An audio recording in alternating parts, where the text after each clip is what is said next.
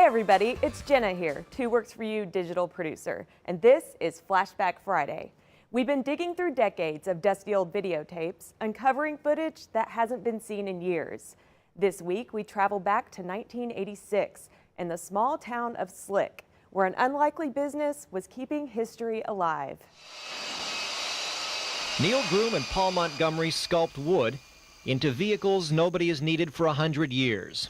They make buckboards, carriages, surreys, or anything else a horse would be likely to pull. Today they happen to be working on a covered wagon, and their workshop, the west wing of a 70-year-old schoolhouse in Slick, Oklahoma, a town too small to appear on most maps. But Neil says the orders come in anyway from all over America. Well, most of the people that are buying them never had a chance to ride in them, and they feel like they've been cheated. The business began about 8 years ago by accident. Paul Montgomery had built a couple of wagons for his own use, and every time he took them out, people used to stop and ask about them. He asked Neil to help him build some more. Now they're building 30 wagons a year, a lot of wheels. They expect that number to double in the next 3 years. Even though prices range from $1,300 to $6,100 for a top-of-the-line Phaeton Surrey.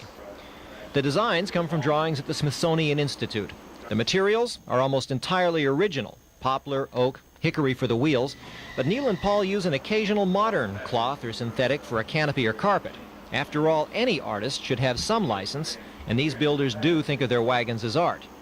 You're pretty proud of your end product, but I always finding myself sitting back trying to figure out how to make these things work without a horse. Maybe because, as Neil says, the future of his business looks real good, as long as someone didn't come along and invent the automobile. In Slick, Russ Reinberg, News Center 2, Nightcast. The man who started that business, Paul Montgomery, passed away in 2011. His obituary says he built carriages for more than 20 years. We'll see you next time for another Flashback Friday. I'm Jenna Kester, Two Works For You.